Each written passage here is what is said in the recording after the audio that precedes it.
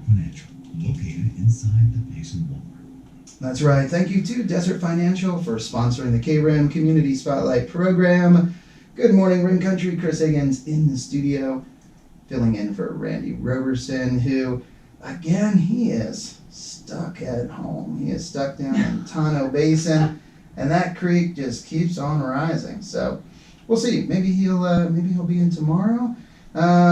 Maybe not.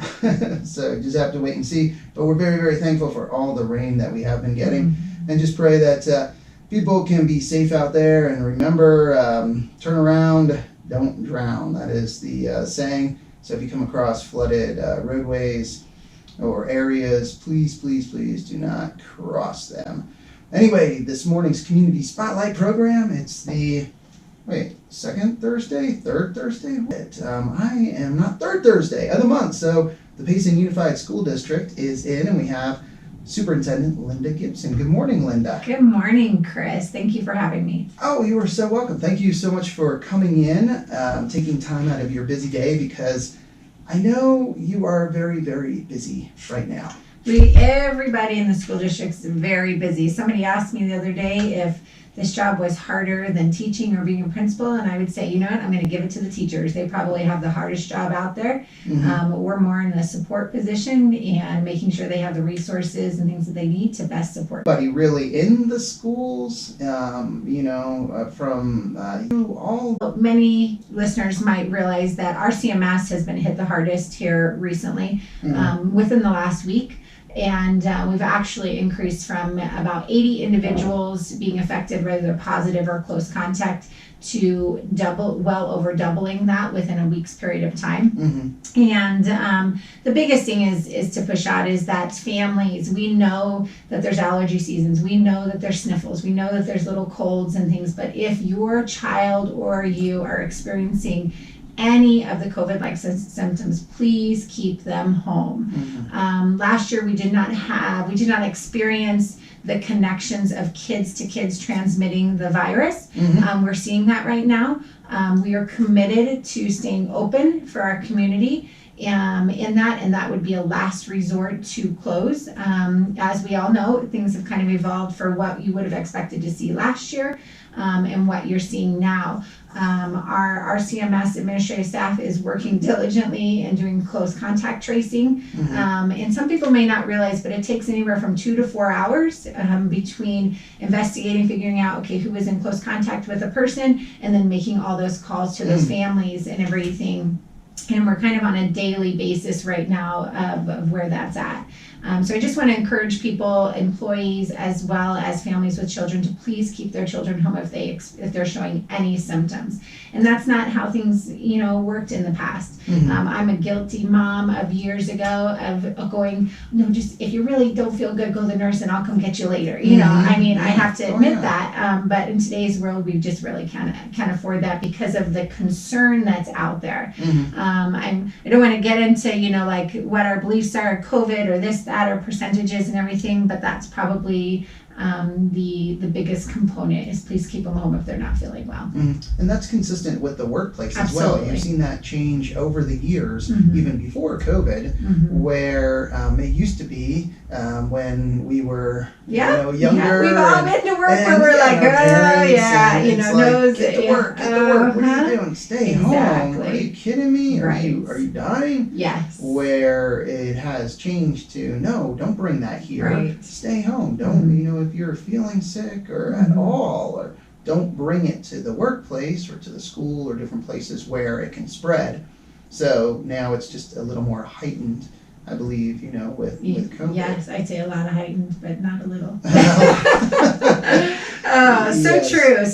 So that's probably a concern.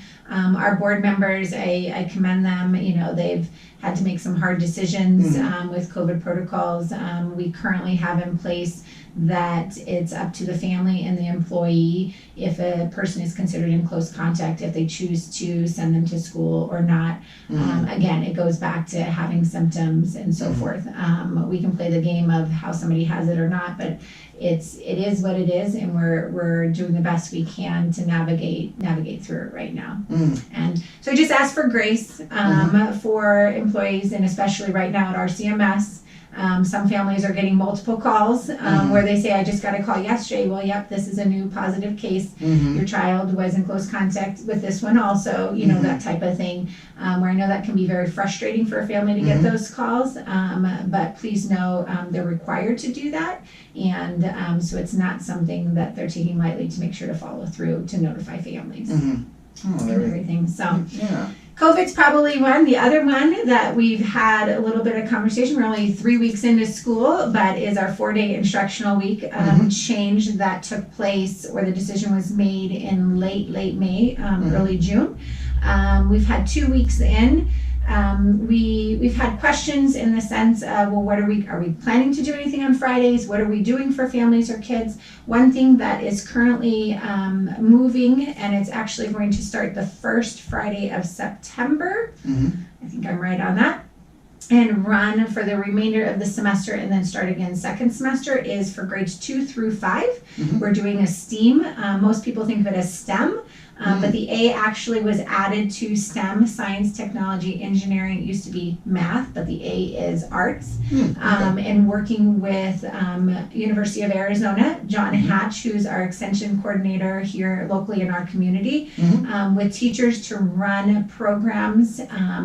During the day, they'll run from 8 to 11. I have to think about that in my head. I don't have it written down in front of me. On Fridays for, like I said, grades 2 through 5. We have about 90 kids who are interested, families who are interested. And I believe we have 6 certified instructors who are going to be providing those lessons to those students that'll take place on Fridays. So we're pretty excited about that. We have some people in the community who are interested in running even art classes for students on Fridays. We are working on to start second quarter, I was about to say second semester, at the elementary sites more heavily, but it'll also be in middle school and high school. After school programs. We will focus strongly on ELA, English Language Arts, and mathematics.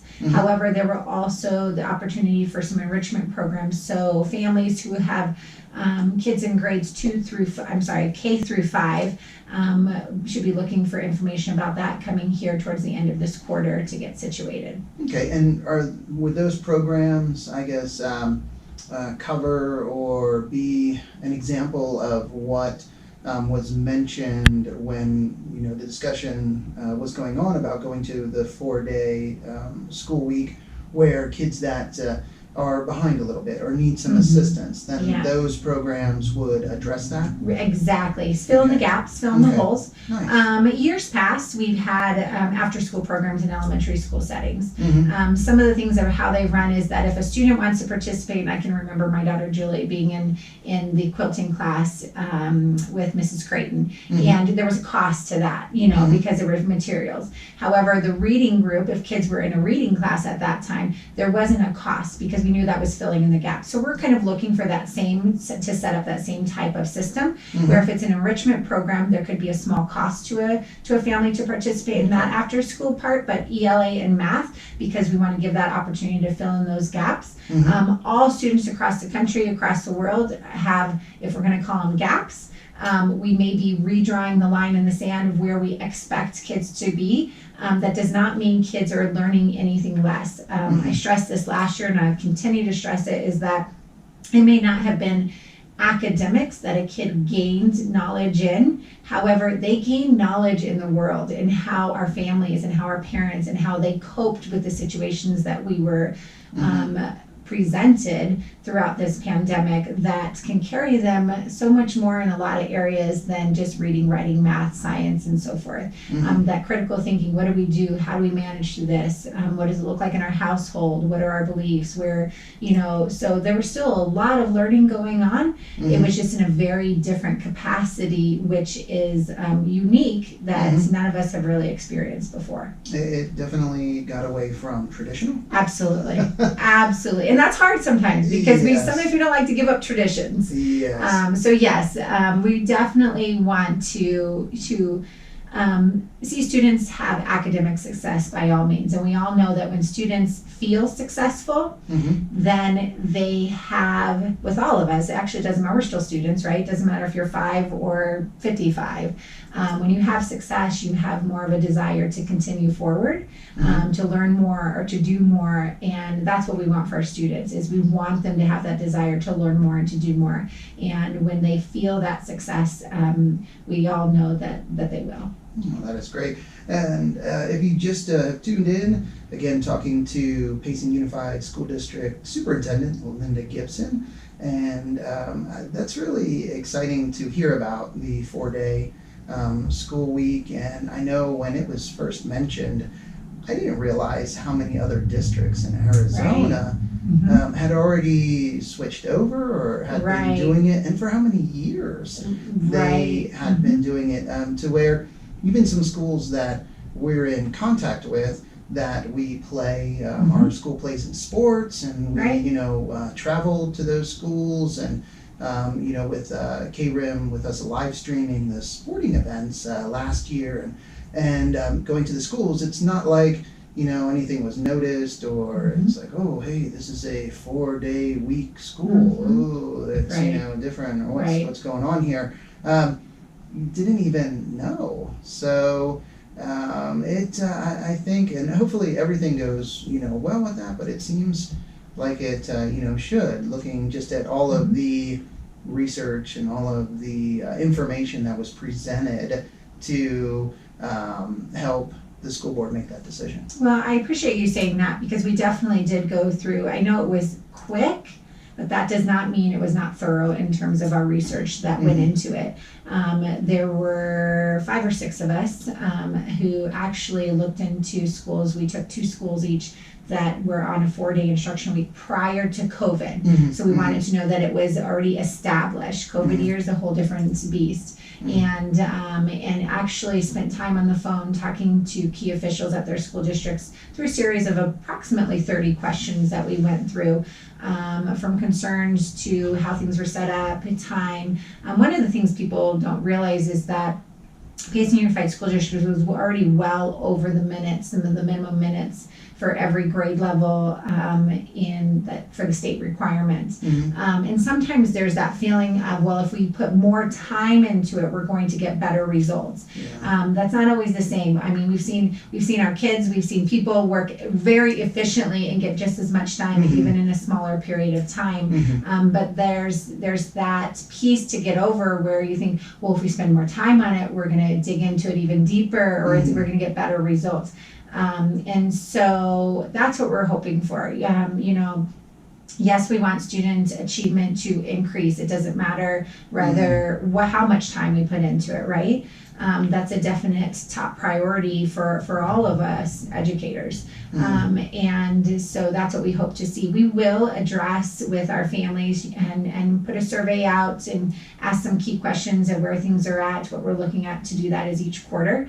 One, for that feedback, and also to check in with our families to make sure that things are, they're feeling comfortable, competent, not only competent with their structure within their family with the 4-day, but also competent within the education system here in Payson on the 4-day instructional week.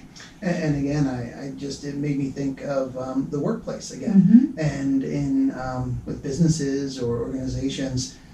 It's the same thing. It's about productivity, and that was the mentality. It used to be the mentality. You have to be here, punch in at 8, and you don't go before 5, and a 5-day work week, and here it is, and that's what will produce success, or it's the template we need to follow. But it's been shown in the business world that it's about efficiency Right. and motivating employees to do the best job they can in that period of time. And if they can get it done quicker and there's motivation, Right. a 4-day work week or shorter hours or whatever that Exactly. may be, it again comes down to the end result. Absolutely. And the product and what's Absolutely. being put out there. So For sure. it makes sense. We do have our first week this week with PD, professional development, this Friday. So you will see parking lots filled with teachers' cars present tomorrow, because today is Thursday, I guess, right?